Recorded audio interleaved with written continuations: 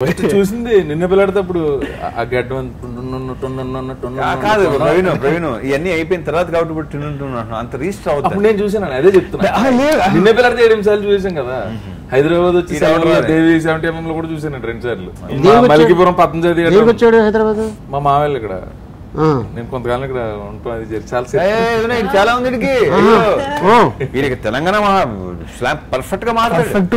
Perfect నిజంగా.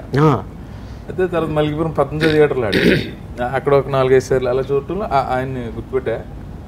సింధూరం చూసిన తర్వాత ఇదే అనుకున్నా. తర్వాత వచ్చిన మనసు చూడు ఇంకా పీక్స్కి వెళ్ళిపోయింది. కలిసింది అయితే బడ్జెట్ 17 ఆ సినిమా ఓపెనింగ్ అన్నపూర్ణ ఎకరాల్లో కృష్ణారెడ్డి గారు మా మామయ్య. ఫస్ట్ అదా అక్కడికి చూసాను. మీకు అసలు ఐడియా ఇంపాసిబుల్ ఎలా ఉంటుంది ఐడియా అసలు.